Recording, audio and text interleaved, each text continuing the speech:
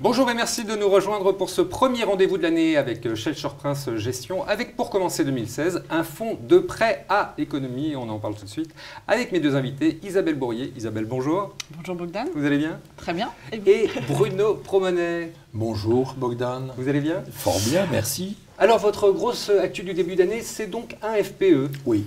Shelter Prince lance son deuxième fonds de créance, son deuxième fonds de prêt à l'économie. SP Eurocréance 2014 était donc le premier fonds. Nous lançons aujourd'hui SP Eurocréance 2016. Le premier fonds a été lancé en décembre 2014. Nous l'avons fermé en juin 2015, au terme de 6 mois, avec un encours de 170 millions d'euros. 170 millions, c'est pas mal, dis donc. Ce qui est pas mal pour, pour un premier tour. Aujourd'hui, nos ambitions et nos attentes sont plus fortes.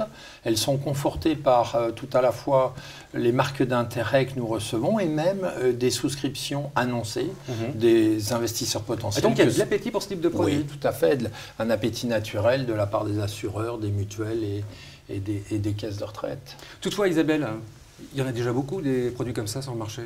Un de plus? Un de plus? Non, pas tout à fait. Donc, une précision sur le marché des FPE, il y a des fonds qui ont diverses stratégies d'investissement et qui sont sur différents marchés. Notamment, beaucoup de fonds ont été lancés sur les infrastructures, sur les LBO, entre guillemets, dits de place. SP Eurocréance se situe sur le marché de la dette corporate senior, qui est le marché qui offre le meilleur couple rendement-risque. Notamment mesuré en termes de pertes. C'est un marché attendues. que vous connaissez bien, ça. Et c'est un marché c'est le marché effectivement qu'on connaît bien et qui dispose de fondamentaux qui perdurent et de tendances favorables, et notamment un environnement réglementaire qui est pénalisant pour les banques, notamment en termes de consommation de fonds propres sur des financements à terme, alors que les entreprises ont ce type de demande. Donc là, clairement, on apparaît comme une réponse complémentaire à celle des banques. On a vu également un déplacement du marché vers des entreprises de plus petite taille, qui était ce que l'on avait imaginé en fait dès le départ. Donc il y a des entreprises plus petites qui osent venir chercher du crédit maintenant. Exactement, oui, tout à fait. Et enfin, il y a également des besoins en termes de financement de croissance, financement d'acquisition, financement d'investissement, qui n'ont pas encore été exprimés par ces entreprises du fait d'une croissance plutôt molle. Il faut retenir que si en France 20% des financements des entreprises sont octroyés par des investisseurs, aux États-Unis, on est sur la proportion inverse avec 80% de ces financements. Donc il y a un énorme potentiel dans ce domaine. Tout à fait. Je voudrais ajouter, moi, que côté investisseur, cette évolution des marchés dont parle Isabelle vers les sociétés de plus petite taille permet une rémunération et des rendements que n'offre plus la faiblesse des taux d'intérêt et des crédits, des spreads de crédit en général. Et alors, ces dossiers, vous les trouvez comment? Pour ce qui concerne les EuroPP, c'est vrai que ce sont plus les banques d'investissement, les brokers qui nous apportent des dossiers.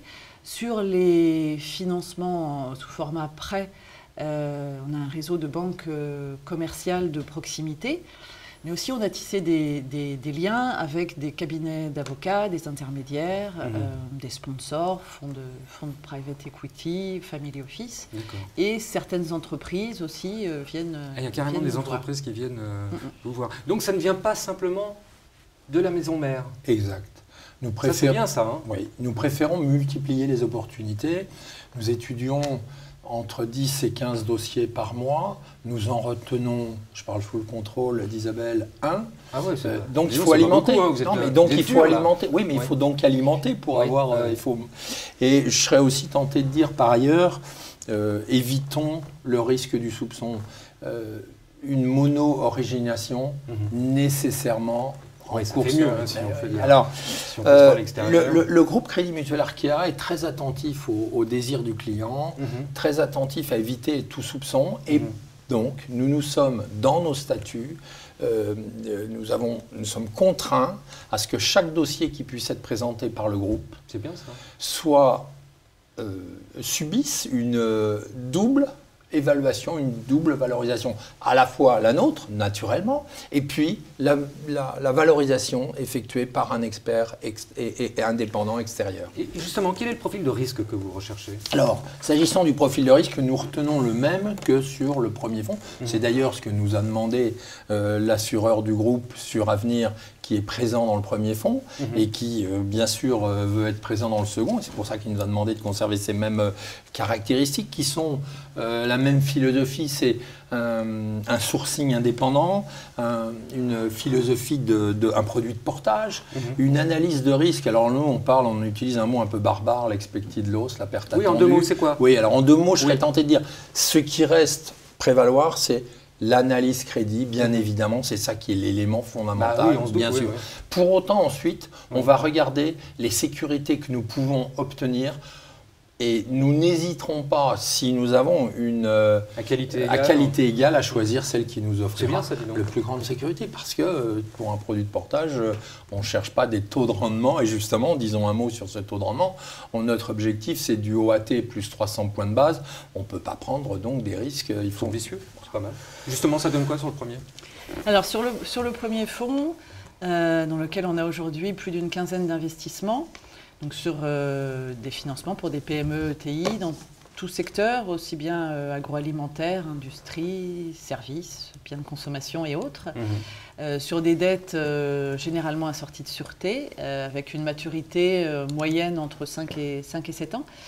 En fait, au 31 décembre 2015, donc le coupon moyen ressort à 4,53%. C'est pas mal, donc.